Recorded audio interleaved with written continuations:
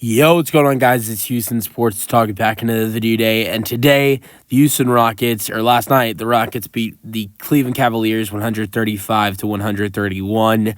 Great win for the Rockets to beat the Cavaliers for a second straight time. And the Rockets get a great win in Cleveland. Wow. Look, I'm not going to continue to say this because it feels like I say this every time we get a big win, but this is one of my favorite wins of the season. I said it the other night because I was at the Cleveland game, but said it wasn't my favorite because I think Golden State's going to probably be the favorite win of the season. Snapping that winning streak and heading to Vegas, that's probably going to be number one. I don't think there's going to be a win that tops that. But there's always wins after that win that make me feel like, I mean, it's in the ballpark of the Warriors win, but this is still a great win. It's not near how great that game was and how much that Warriors win meant, but this is still a great win and such a great performance by this team. But great win for this team tonight, or last night, sorry. I actually didn't watch this game. One of my first games in a while I haven't watched because I really wish I could have watched this game, but I had to go to a bat mitzvah party, and I actually don't really look. I regret not getting to watch this game, but that party was kind of sick. So they had the Texas Longhorns actual marching band there. So it was kind of nuts. But I was keeping track with the Rockets game, and as soon as I got home, first thing I did, take the uncomfortable shoes off, sit down, and go to YouTube on the big screen and put up the Rockets highlights. And so got to see that. I mean, I knew what happened before watching the highlights. I'm not one of those people that can record the game and watch it back. That because I can't having the phone on me during the whole party. It's just not possible for me to not look at the phone at all throughout that time. So I'm not one of those people that can record the game and go and watch it back. So just have to stick to the highlights. I knew what happened before, was keeping track with the game, but it was such a good game. And I'm very excited about this performance for the Rockets last night. But I have to give some criticism about the way the defense played in the fourth quarter. 47 points allowed. It's just unacceptable. I think it's good enough to the point where the Rockets were actually able to put up 34 points as well in the fourth quarter. So look, yes, you were terribly defensively, but at least you were good offensively. Because look, we've seen quarters where the Rockets defensively don't look good and offensively just look as bad. And that wasn't the case in the fourth. Actually, offensively, they looked pretty good, and it was just defensively that there was a huge problem for them. So that wasn't good, but it could have been way worse for this Rockets team. Their lead could have completely been vanished because the Rockets had a big, 17-plus lead in this game, and it just went away like that. And look, it's not. They're up 17 going into the fourth quarter. It's not surprising that the Rockets blow a lead because this is a great Cleveland team. And honestly, I said it the other night when the Rockets played the Cavs when I was going to the Rockets-Cavs game. I said that the Rockets, they need to make threes in order to beat the Cavs because, this is a great, great Cavaliers three-point shooting team. They are terrific at three-point shooting, and you have to make threes in order to beat them. And I thought the Rockets did a solid job of doing that the other night. And they did a solid job of doing that tonight, 13 threes. But look, the Cavs tonight, 17 threes. So it wasn't terrible. They only got they only got beat by 4 in that category. But so it's not, I don't think it's very hard for the Cavaliers to come back in a basketball game, especially if it's only a 17 to 20 point lead because of how good they are at making threes and scoring and just everything they do. I mean, they're almost one in every offensive category. So I'm not too upset that the Rockets gave up a lead,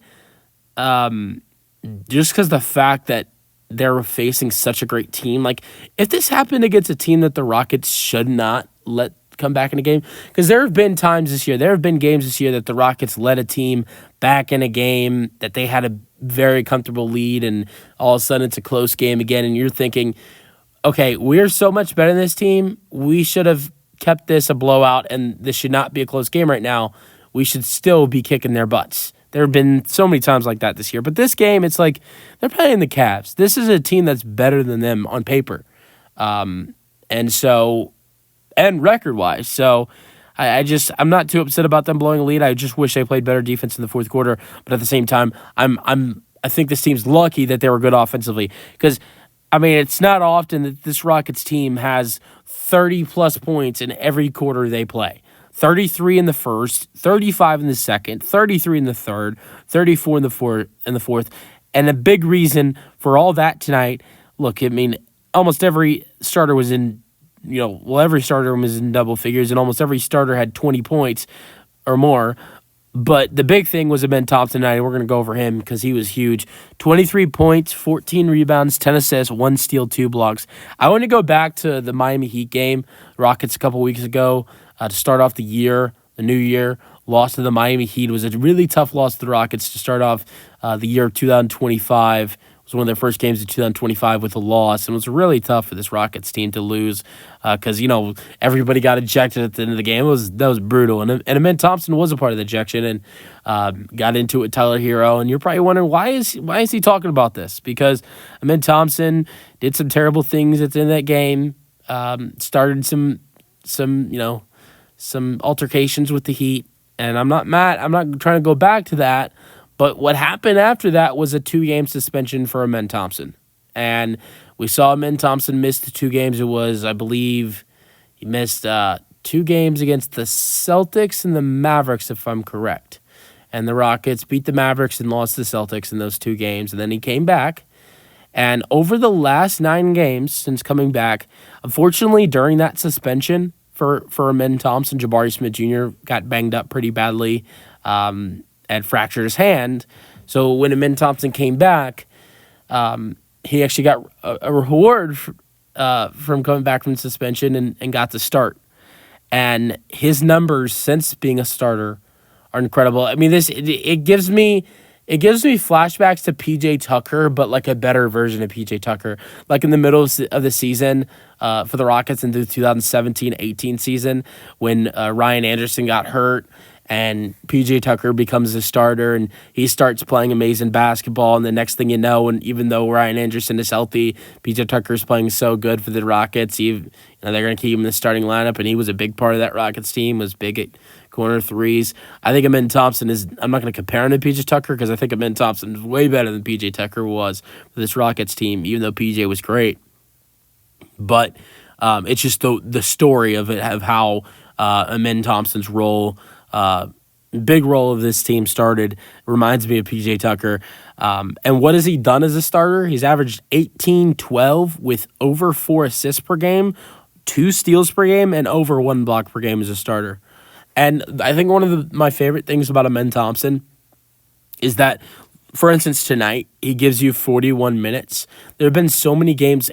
This reminds me of Josh Hart. I think he might be a better version of Josh Hart. And I don't know if I'd call him better than Josh Hart because Josh Hart has something I think Amen Thompson doesn't have is great shooting. It's something if Amen Thompson could add in, then he would clear Josh Hart.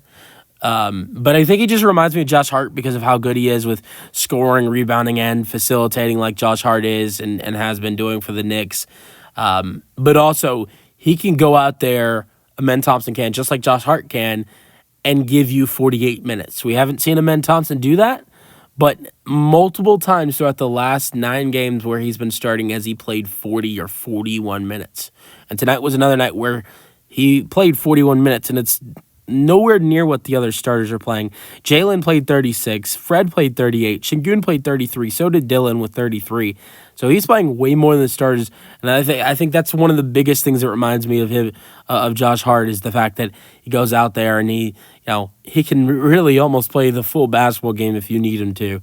But he had 23, 14, and 10 tonight with 2 blocks and 1 steal. Or sorry, last night. I keep saying tonight.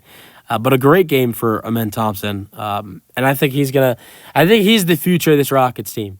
Şengün might be, he might be the most talented player. I don't know.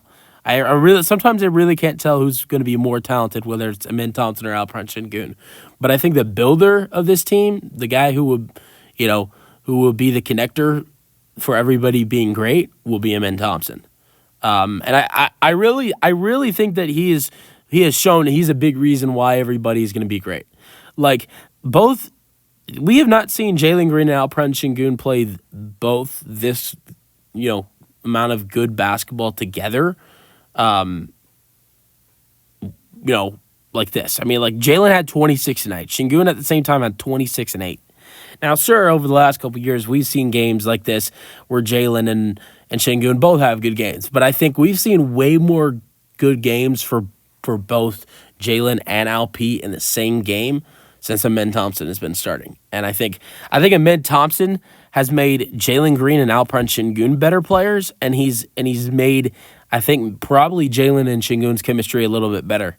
And look, at the same time, Fred VanVleet's been playing better since Amen Thompson being a starter. The only guy that isn't playing better since Amen Thompson has been a starter is Dillon Brooks. Dillon Brooks has been terrible since Amen has been a starter. But actually, Dillon Brooks didn't have a bad game tonight. We're going to go over Dillon Brooks since I brought him up. He had 13, 6, 5 for 8, 1 for 3 from 3. This is Dillon, believe it or not, this is Dillon's one of his best games of the new year in the month of January.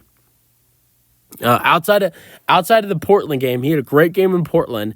But if you want to look at all the games this year in the year 2025, the 9 games where Amen Thompson has been a starter, Dillon Brooks has mainly played terrible basketball. That's been the only negative thing of Amen Thompson being a starter. Amen has played great. I think Amen being a starter has made Şengün, Fred, and Jalen better, and they've all played great. But the one thing that has happened is Dillon has taken a huge step back. But I'd rather have Amen Thompson play the way he's playing right now and him make Alp, Fred, and Jalen better and not have Dillon be as effective offensively. I mean, but Dillon had 2 steals tonight. He was good defensively. I mean, he's always good defensively. I don't think Amen Thompson is going to change that. But offensively, Amen Thompson as a starter, I think, has really changed his role offensively. And that's why I've suggested, hey, put Dillon Brooks on the bench. Start Tari Eason or Cam Whitmore. And maybe Dillon Brooks can get more of a flow offensively, if he's not playing with Amen, Alperen Şengün, Fred VanVleet, and Jalen Green in the starting unit. And maybe that gives the Rockets some juice off the bench. I don't know. That was what I thought. Let's get to Steven Adams because he had one of his high, I think his season high, 14 points, 4 rebounds, 2 assists, 1 steal, 1 block. Great game for Steve-O in 15 minutes. Jason Tate had 7 and 3 in 12 minutes. Cam Whitmore only had 2 points after a great game against the Cavs the other night. He had 1 rebound. Tari Eason had 4 points and 3 rebounds with 1 steal and 1 block. Great game for the Rockets. Amen Thompson was fantastic. Şengün was fantastic. He had 26 and 8. Jalen had 26. Fred had 20 and 6. And obviously, Amen Thompson, I would say this is probably, look, it isn't his first career triple-double, but this is his first real triple-double. Like, a triple-double that actually meant something. Like, his first triple-double was the season finale last year against the Clippers. Clippers weren't playing their starters. Rockets weren't playing most of their meaningful players. I mean, Jalen Green and Amen Thompson were 2 of the only players last year that really played. I know Brooks didn't play in the finale last year. I don't think, maybe Whitmore did. No, Şengün didn't. A lot of the Rockets' main players I know Fred VanVleet didn't. A lot of the Rockets, big-time players weren't playing in the season finale against the Clippers last year. I know the Clippers players weren't playing. It was the season finale. So I'm not going to say it doesn't count as a triple-double, but this one I'm sure means a lot more for Amen Thompson than his first one did, and probably a way better performance. So, proud of Amen Thompson for getting that second career triple-double, first of the season, but really I think this is way more meaningful and than what his first one was. But we're going to go over what the Cavs did real quickly. Garland was fantastic at 39 and 9. Mitchell had 33 and 7. He had a terrific fourth quarter, and Georgie Niang had 21 with 4 rebounds. And I know Rockets fans were upset when Ryan Holland said the other day that Georgie Niang is one of the most underrated players that comes off the bench in the league, and they were really upset that he said that. I'm like, yeah, it's true. I mean, Georgie Niang is a bucket getter. I mean, 6 for 7 from 3, 4 rebounds, 21 points, 7 for 9 from the floor. He's one of my favorite. He's one of my favorite players on this Cavaliers team outside of Outside of, Mobley, Garland, and Mitchell, he's probably one of my favorite players on this team.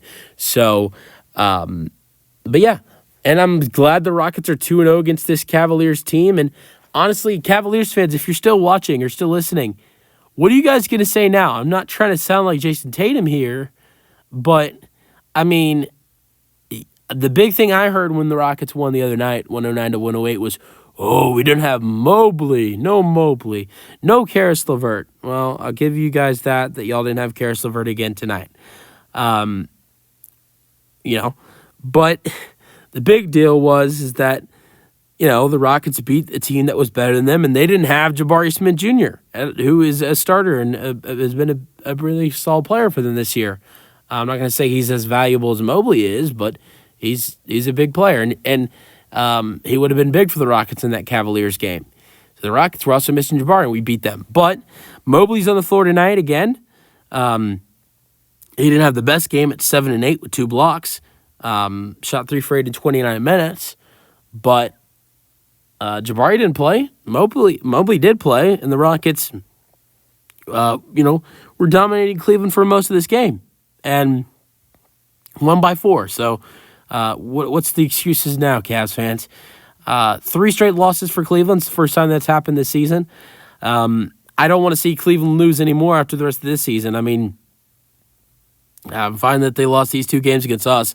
I've been a big fan of these Cavaliers this year. I mean, seeing them win, and I'm rooting for a 71 season for this team. But I'm glad that I think it would be great to see if this Cavaliers team, if they went, if they did reach 70 wins, which I think it's going to be a lot harder now that they've lost 3 in a row. But let's say this would be crazy. They do reach 70 wins, which you'd have to finish 34-3, which sounds nuts.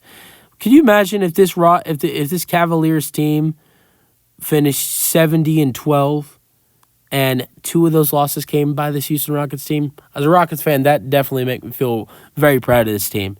Let me know your thoughts on this Rockets game in the comment section, and peace out. Go Rockets.